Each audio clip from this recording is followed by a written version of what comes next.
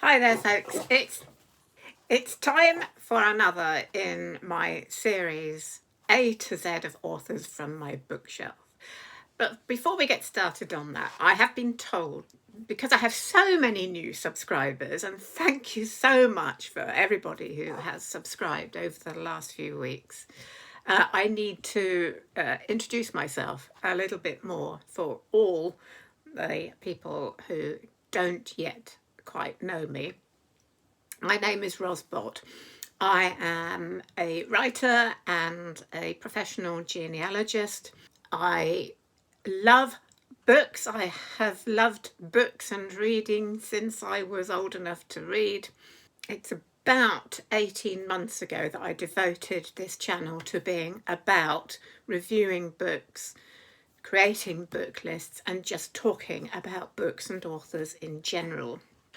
I like to talk not just about the books themselves, but about what they have meant to me and how they connect with my life. And I sometimes retell stories about my life connected to the books I talk about. I have a theatrical background. My father was an actor. I was an actor. My brother was an actor. His wife was an actor. So I do like to refer a lot to books that have become famous films or plays. And this little person, come on then, who is really wanting to make herself known. This is my little dog Tilly. She's a large size Yorkshire Terrier. Come around and show your face a bit. And she has been with me for 2.5 years now. She's a rescue dog. She was 3 years old when I got her, and she is my little friend and companion. And she does feature in all of my videos at some point. As I said, I am also a writer. I've written several books, and links to my website are in the description. My favourite genres are historical novels, science fiction, fantasy, mystery, and psychological thrillers, basically. I tend to write mostly in historical, and I've ventured recently, there you go, into time travel. So I am working on another one at the moment, but it's very slow. As you can probably tell, I have a lot to do during the week. But when I get my pension next year, I'm hoping to have more time to write. So hopefully I will be publishing that book sometime next year. Now, let's get on with this video from my A to Z of authors. And this is a real biggie. Agatha Christie, of course, one of our most famous authors. There is so much to say about Agatha Christie, and she wrote so many books and stories and plays that it's almost impossible to give any detailed discussion about her life and books. That you could do a whole hour or even 2-hour video on this, but I do want to keep it to around about half an hour or so. And funnily enough, although I have read several of her books, I actually only have 2 of her books in my bookshelf. These are By the Pricking of My Thumbs and The Mystery of the Blue Train, 2 quite lovely old Fontana books that were in my parents' bookshelf. So that's how I've inherited those. And I'm going to be hopefully reading this one this coming year. I know both the stories because I love the television series and the films. More about that later because I have some personal connections there. But I've also read a few more of her novels, which I no longer have in my bookshelf. I also have listened to audiobooks as well of hers. So what I thought I'd do with this video is not go through the exhaustive and exhausting list of her novels. I think because it's such a long list, I think it would be terribly dull of me to do that. You'd get mightily bored. But what I will do is put a list of her novels in the description.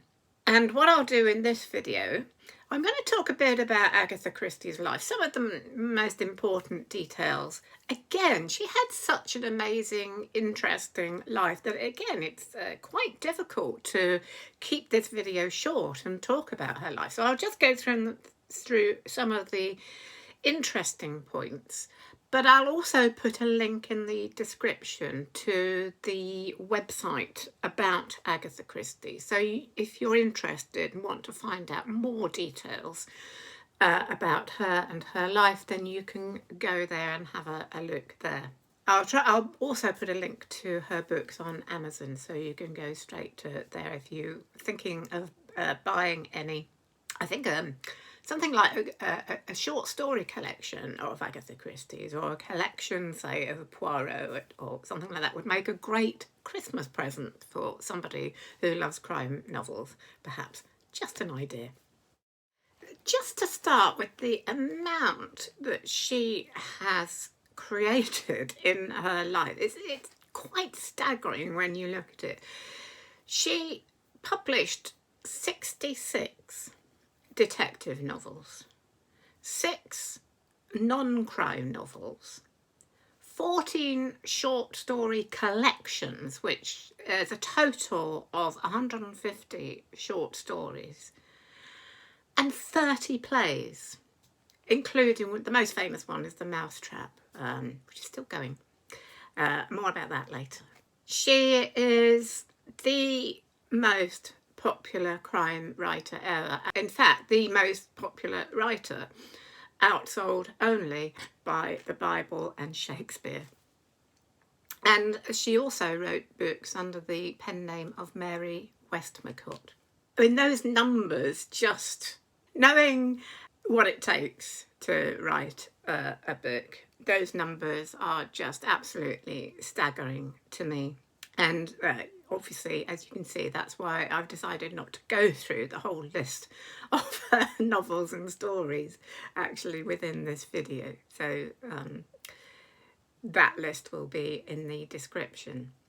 So just let me just go through some details of her life. She was born on the 15th of September 1890, and she was born with the name Agatha Mary Clarissa Miller. Christie was a later married name. Her parents were wealthy, middle-class family. Her father was quite a wealthy American, and her mother was Irish. She was born in Torquay in Devon, so brought up there by the sea. Obviously, quite a few of her novels are set in that area. She and her family travelled quite a lot, so she had a good knowledge of places like Paris and also Egypt.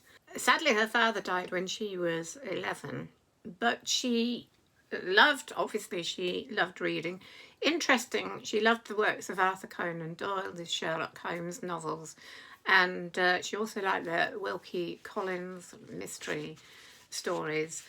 And she was very much into amateur theatricals. In many ways, I feel I have quite a lot in common with her. She loved the theatre, she loved dogs. Apparently, her first dog was a Yorkshire Terrier, who she absolutely loved, and I don't blame her. And we also had the same favourite colour, green. Very interesting. The first short story she wrote was at the age of 18. She wrote it while she was ill in bed, and it was called The House of Beauty. It was later adapted into a short story called The House of Dreams. At the outbreak of World War I, she married Archibald Christie, who was a Royal Artillery officer at the time, and later he moved up the ranks, became a colonel in the Air Ministry by the end of that war. Agatha was very much involved in contributing to the war effort in that war. She was a member of the Voluntary Aid Detachment of the British Red Cross. I think my great-aunt Maud was one of the VADs too, which is just interesting, just occurred to me. Her first crime novel. Her first detective novel was written in 1916. It was The Mysterious Affair at Styles and introduced, of course, the Hercule Poirot. Believe it or not, that was rejected 6 times before she got it published. And I bet those publishers who rejected it were kicking themselves later. After that, she obviously wrote more books, and by 1923, she had absolutely no problems selling her work. She was by then extremely popular. An interesting thing happened in 1926. First of all, her husband, Archie, fell in love with another woman and asked Agatha for a divorce. And it was soon after that that Agatha disappeared for that famous 10 days, and it became a national news story, and people searching for her. Many thought that maybe she'd committed suicide. There were all kinds of theories as to what had happened to her. And she was found 10 days later with some memory loss, and there's still a bit of a mystery over what happened during those 10 days, and there's still speculation over what exactly happened. I think the most likely story is that she had some form of nervous breakdown brought on by her husband wanting a divorce. But many people think it was a publicity stunt, which seems unlikely to me, given that she was incredibly popular by that time. Probably didn't really need a publicity stunt. And others even thought it might be an attempt to frame her husband for her murder, but that seems highly unlikely too. I think it was very, very likely that she had a bit of a breakdown, really. The divorce became final in 1928, and of course she kept the name Christie. I mean, by then, she was known by that name. And it was 2 years later, she went on a dig with some friends, and in 1930 she met archaeologist Max Mallowan at an archaeological dig in Iraq, and they fell in love and were married that same year, and that marriage lasted until her death. So again, you can see the background of archaeology in many of her works, particularly the Hercule Poirot ones. She travelled with her husband to many of those archaeological digs. And of course, she travelled by train a lot internationally. So again, also we can see that influence in many of her novels, such as Murder on the Orient Express, Mystery of the Blue Train, etc. She lived variously in, of course, Devon, and she went back to Devon. They had a house in Devon, but they also lived in London, in Chelsea and Kensington. And also they had a house in the lovely town of Wallingford in Oxfordshire, which is where she was living when she passed away. Among some of the awards she's achieved, she was elected Fellow of the Royal Society of Literature in 1950. She was given a CBE in 1956 and a DBE, the Dame of the British Empire, in 1971. And after her husband was knighted, she was also known as Lady Mallowan. She died in 1976 at her home in Wallingford on the 12th of January. And at that time, there were 2 of her plays being shown in London. Of course, The Mousetrap was one. I think Murder at the Vicarage was another. And both those theatres dimmed their outside lights in honour of her after her death. Now, of course, Christie's novels have been adapted for film and television over and over again and are still incredibly popular, and I myself absolutely love watching the David Suchet Hercule Poirot series. I often watch that. They are repeated on television. I think probably every day, but I watch them quite often at the weekends because I just absolutely love them. And David Suchet, as I said, I have a theatrical background. David Suchet worked with my father, and I also knew him when I was working as a dresser at the Royal Shakespeare Theatre in London. And David Suchet, this was about 1981, I think. David Suchet was playing Shylock in The Merchant of Venice. And he was such a lovely man, and such a brilliant actor. I've always loved his work. He's one of those actors that can take on the persona of a character so that you almost can't see the actor underneath. Quite an extraordinary actor. No arrogance to him. A very gentle, sweet, kind man. He would often, I think partly because he'd known my father, he often stopped and chatted to me in the wings. And that was quite a while before he started doing the Poirot series.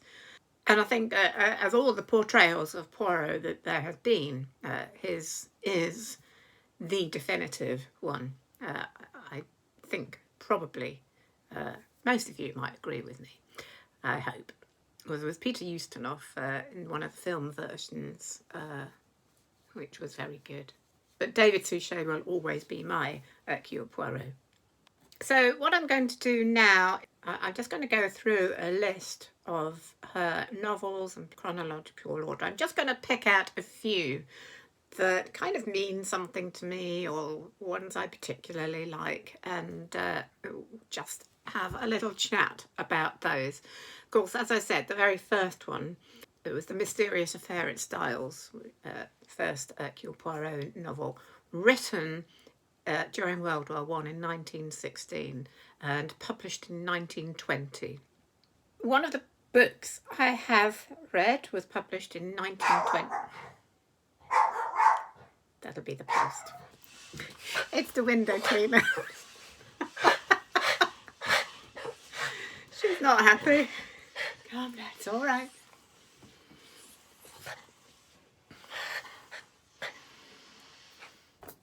I'm back. Had to take a bit of a break because I couldn't continue with a barking and rather Yorkie-style hysterical dog. Yeah, you. She's all right now. So, to get back to where I was before we were interrupted, one of the Agatha Christies that I have read was The Murder of Roger Ackroyd, which was published in 1926. I don't quite know why I don't have these anymore. A long time ago in my 20s, I was a member of one of those book clubs, and I had 3 book club editions of Agatha Christie. They were hardback covers, quite nice, and I don't have them anymore. So I think for some reason I must have had a big clear out at some time, and they must have gone to a charity shop. I really don't know why. I wish I hadn't. But The Murder of Roger Ackroyd was one of those. In fact, it's been called Agatha Christie's masterpiece, and the British Crime Writers Association voted it the best crime novel ever. It's a Hercule Poirot story, and it's about a wealthy man who, after discussing a letter he's received involving the blackmail of a woman he used to know and her subsequent suicide, he is later found dead and killed by a dagger in his study, which was locked, and the window is open with footprints leading from the window. The footprints match the boots of his stepson Ralph, and Ralph's fiancée at that point calls in Hercule Poirot to investigate, as she does not believe that Ralph is the murderer. And it's one of those novels that has quite a twist ending. from what I gather, it may be one of the first novels that has a real twist ending like that. But that one is, it's a very good story.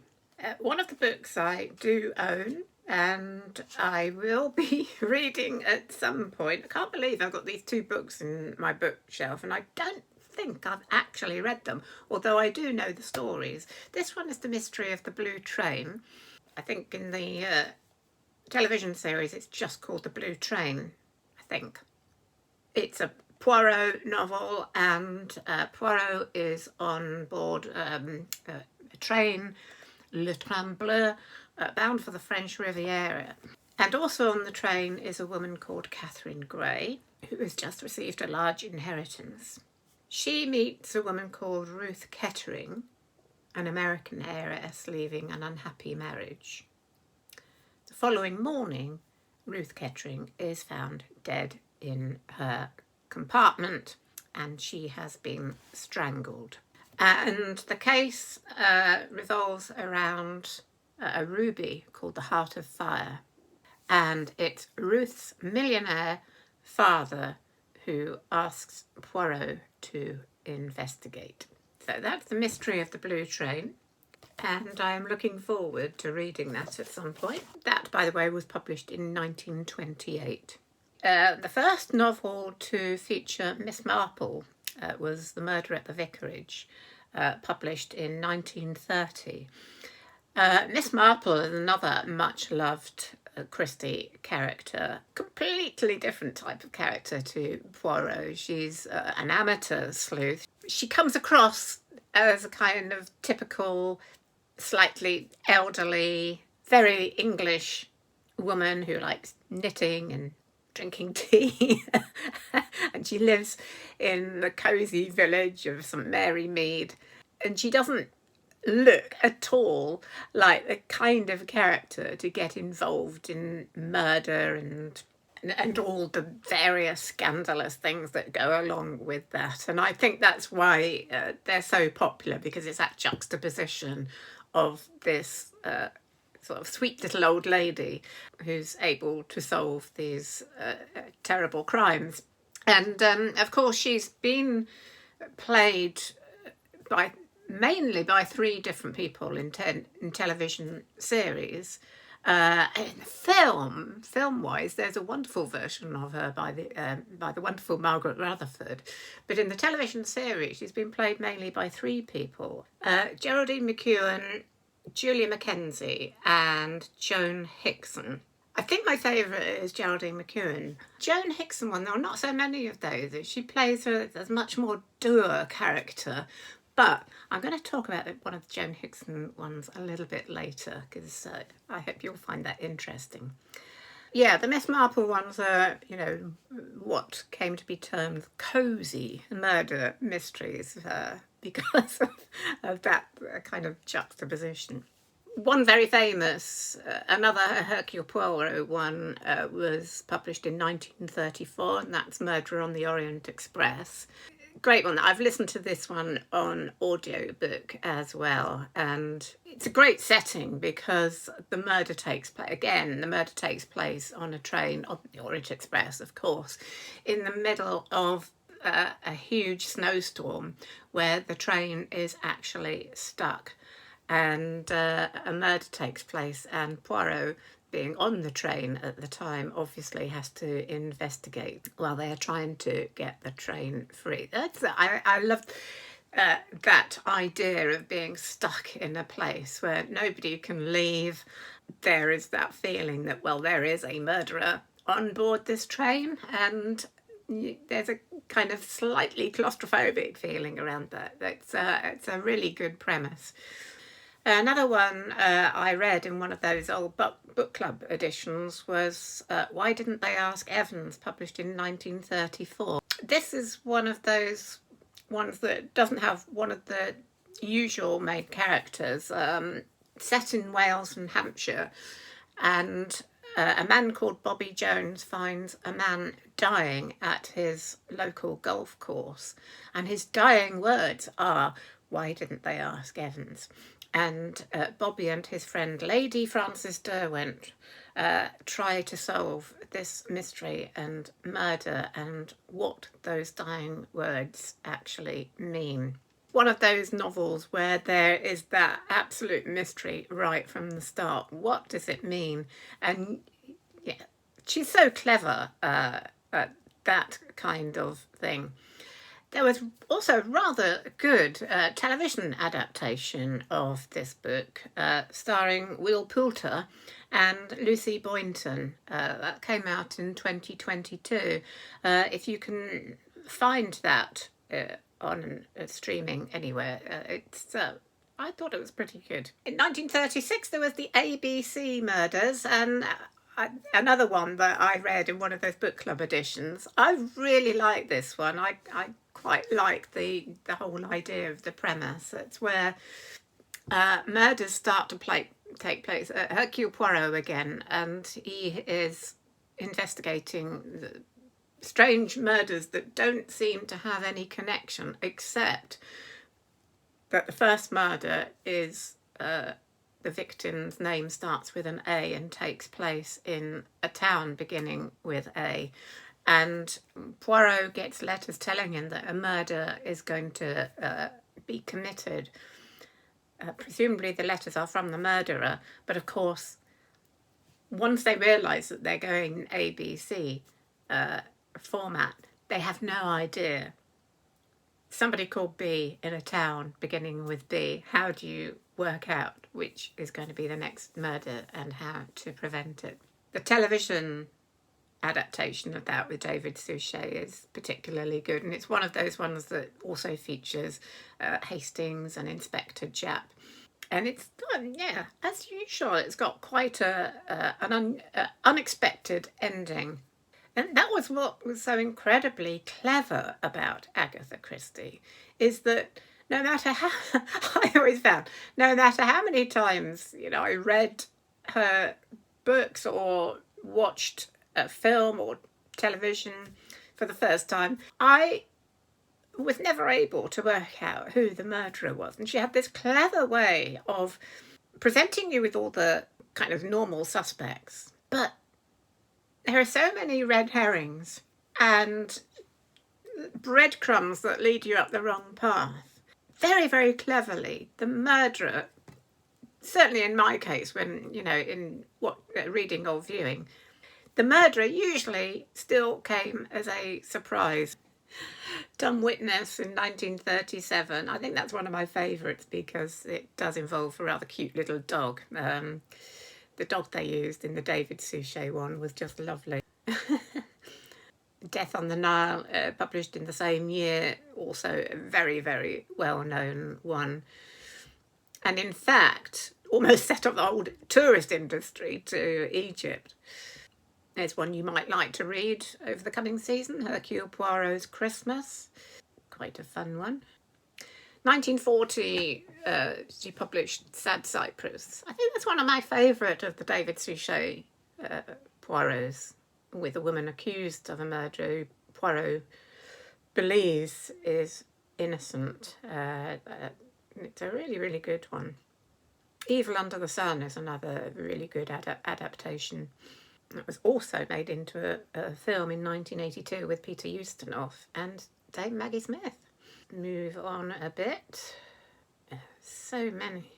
The next one I really must mention is They Do It With Mirrors. This was adapted as one of the Joan Hickson Miss Marples. Book was published in 1952, and the television adaptation with Joan Hickson included in the cast an actor called John Bott. He was my father, and I think this was in 1991, and he actually played the murder victim.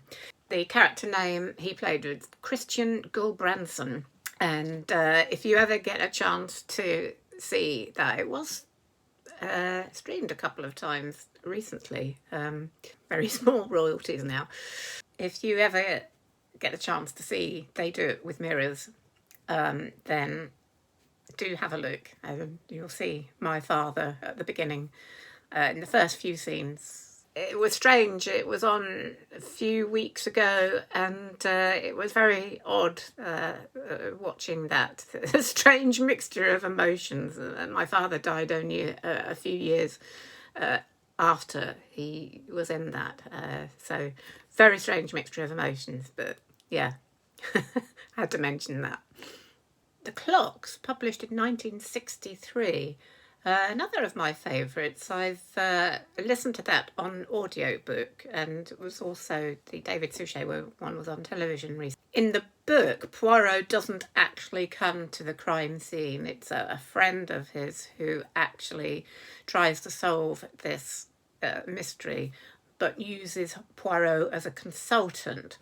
But of course, in the television series, they bring him much more into the fore. That's a really interesting one because it is such a strange mystery at the beginning. It doesn't seem to be any reason for what has happened. A young woman secretary gets called to the house of a blind woman to do some typing for her. And when she gets there, the house is empty and there's a dead man on the floor. There are 4 clocks in the room, all telling the same time, not the right time. And when the owner of the house comes back, it seems that she has never asked for this secretary to come and work for her. So really, really interesting and mysterious opening to that. And I really like that one. One I'm actually planning to read, hopefully this year, is By the Pricking of My Thumbs, published in 1968. And it's one of the Tommy and Tuppence ones. She wrote a few novels with this couple called Tommy and Tuppence. And this is actually, by this stage, they're a bit older than they were in their original books. In the television series, they made this into a Miss Marple, but I don't think she actually does feature in the book. Correct me if I'm wrong. But of course, I think they did that quite a lot with the Poirots and the Miss Marples. They did work Poirot and Marple into some of the books that don't originally use them. I remember this as a Miss Marple on television. I think it was called something else for the television, I'm not sure. The title, of course, is a quote from Shakespeare's Macbeth. By the pricking of my thumbs, something wicked this way comes. It's from the witches scene in Macbeth. It starts out when Tommy visits an aunt in a retirement home, and one of the residents suddenly says, "Was it your poor child there behind the fireplace?" When his aunt dies a few weeks later, they return to find that Mrs. Lancaster, who said those strange words, has been taken away somewhere, and Tommy and Tuppence decide there's something strange going on and start to investigate. It's one of her more macabre tales, I think. It's a very strange one, but I am looking forward to reading it.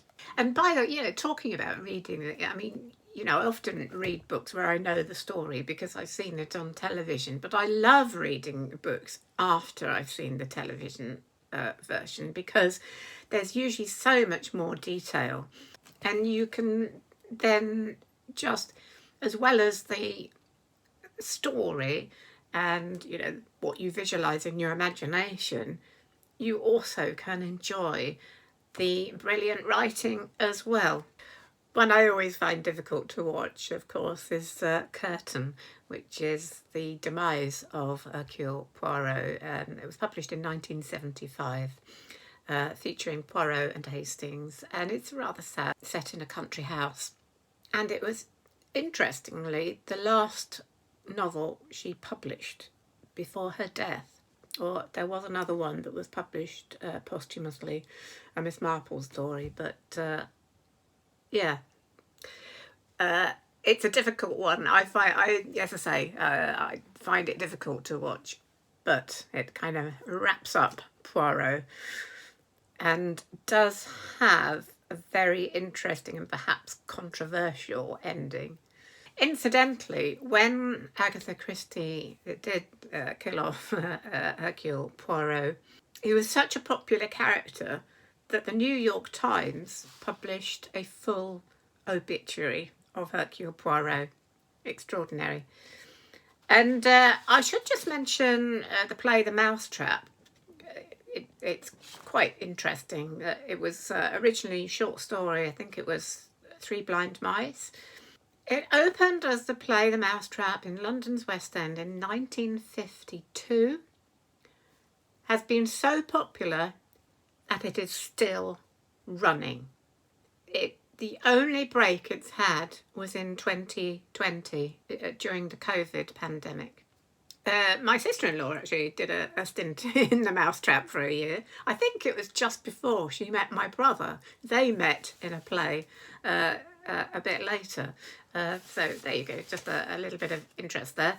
But yeah, extraordinary, isn't that? 1952, still going. It just goes to show the sheer popularity of Agatha Christie. And audiences apparently are asked at the end not to divulge the ending, because obviously you don't want to spoil the ending for those who haven't seen it.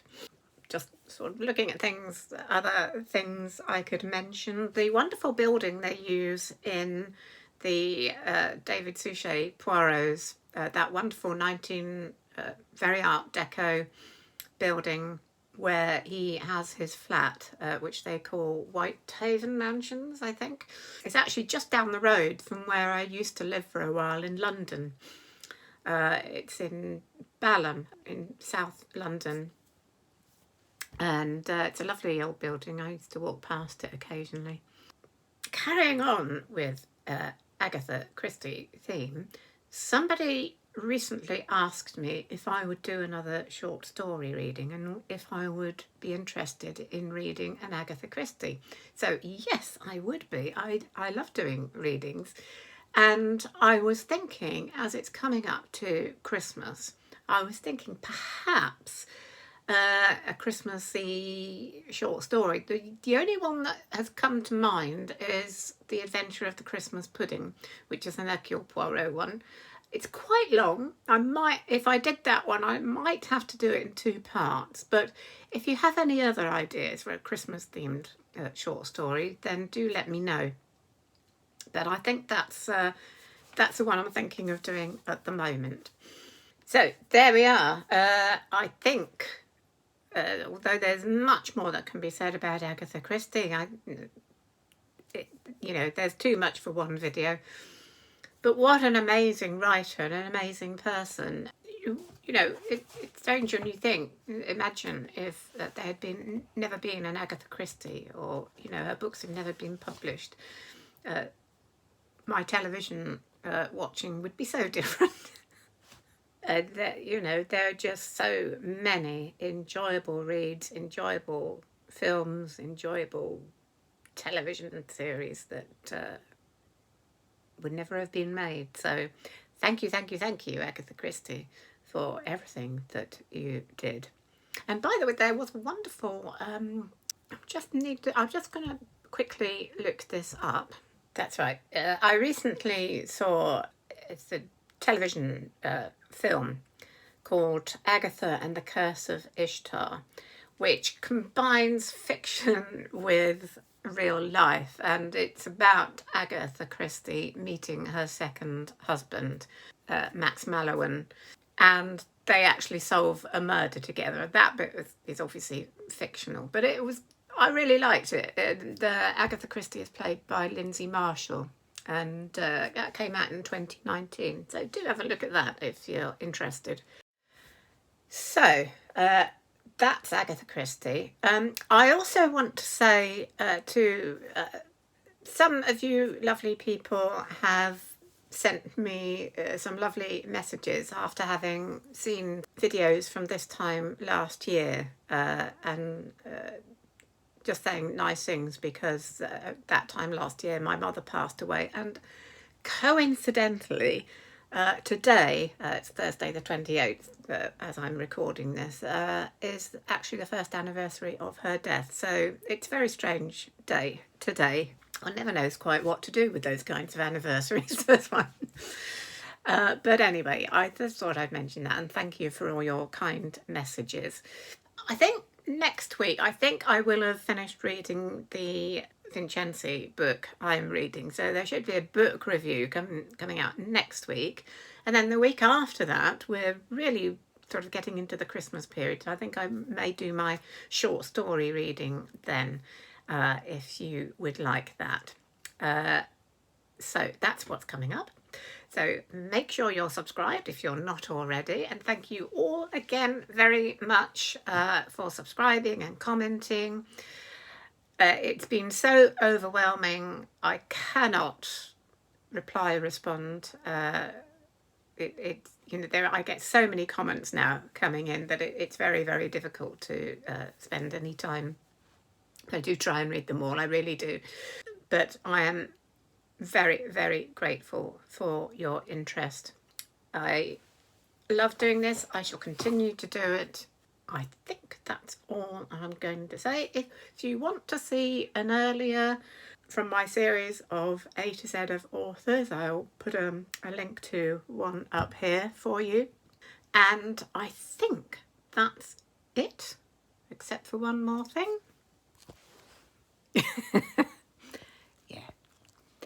From Tilly and me, have a great weekend. See you soon. Bye for now.